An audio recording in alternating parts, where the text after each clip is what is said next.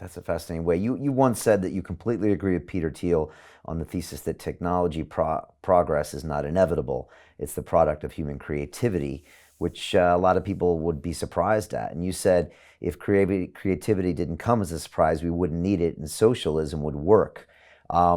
Is this missed sometimes by people out there? Yeah, yeah. Well, I think it is. Today, a lot of people in Washington actually imagine that we can't compete with the Chinese economy because the Chinese subsidize a lot of their companies, or the Chinese have top-down rules, and that the Communist Party regulations that actually render them more potent competitors. The fact is that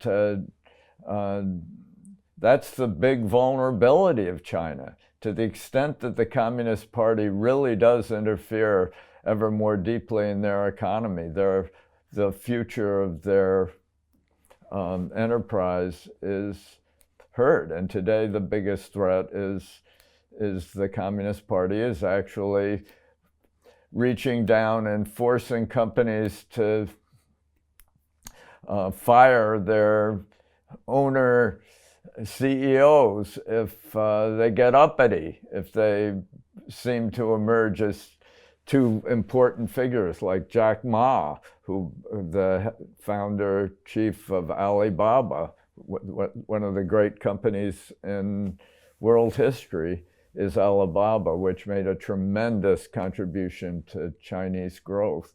And Jack Ma is still a pretty young man, and he now works for some UN agency because allegedly because communist apparatchiks forced Alibaba's board to kick him out. And that's a really alarming development. And there's several other leading business figures who've been forced out of their companies by political interference. And I think it's a real danger to China. Right. So you need that creativity and the capitalism. Yeah. The capitalism has to be there because you must be rewarded with monetary gain for great ideas. Yeah. So it can't be in a free system of Google. That will retard it, and the socialism will retard it, and the communism does because, like you said, those outliers, they get quieted. Yeah. So they won't get the innovation they really need. Yeah, I think that's right.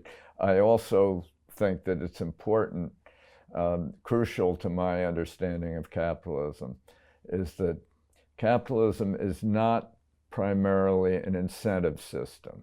It's not a scheme of carrots and sticks, rewards and punishments, by which good behavior or profitable behavior is rewarded and mistakes are punished. That whole model is a sort of mechanistic model of the economy. And I believe that capitalism is chiefly not an incentive system, but an information system. And that wealth is chiefly knowledge. And you can see this if you realize that the Neanderthal in his cave, as Thomas Sowell wrote decades ago, has all the resources, all the material resources that we have today.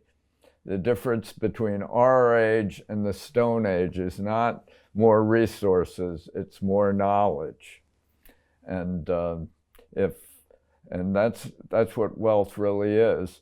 And growth is learning. And it's growth is the increase in knowledge. And the rules of learning are really defined by the scientific method. Ventures, business ventures, every business venture is the entrepreneurial test of an idea. And unless it can fail, it can't, unless it's falsifiable in terms of the scientific method, it can't succeed either. That's one of the problems with the Google strategy of depending entirely on these third parties who buy advertising. It's you have to be able to fail. When government tries to guarantee economic growth, it prohibits it, because you can't guarantee an imaginative process of surprising creativity.